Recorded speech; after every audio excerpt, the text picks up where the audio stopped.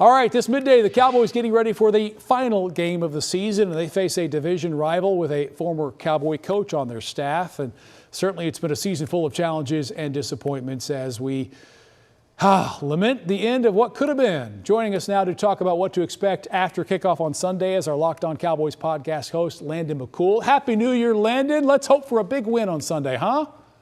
Happy New Year, and maybe only one more weekend of sadness if for this season. That's what we're hoping for at this point. Well, let's paint a silver lining on the dark cloud that has been the 2024, now 2025 season. What would you want to see in this game to make you feel like, okay, you know what, we ended on a high note?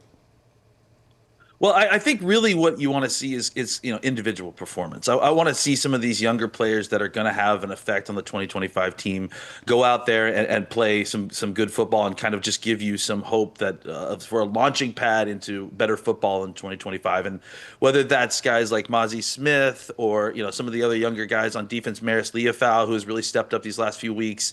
I just think I want to see more of the same kind of effort and growth.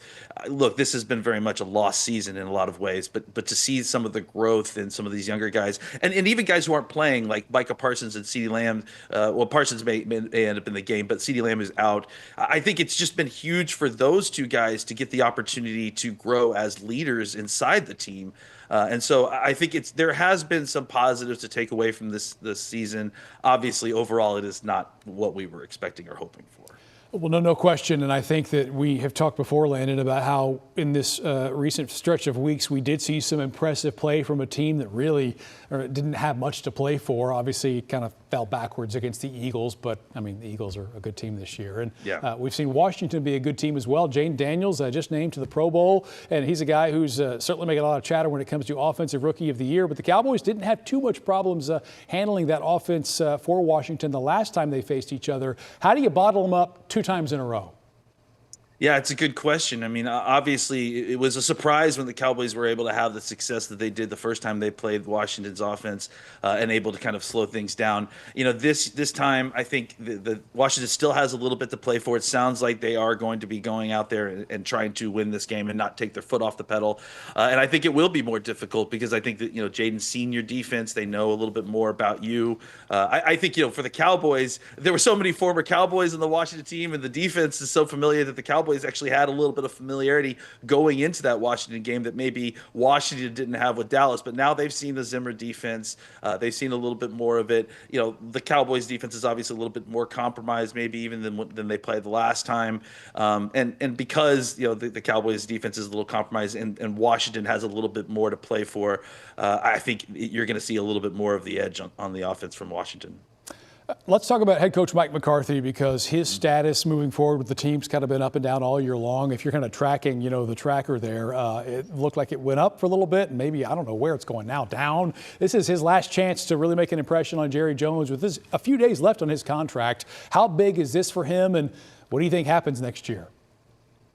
I think it's actually up. I mean, all the kind of, buzz around everything and the talk that Jerry's had and Stevens had about Mike McCarthy.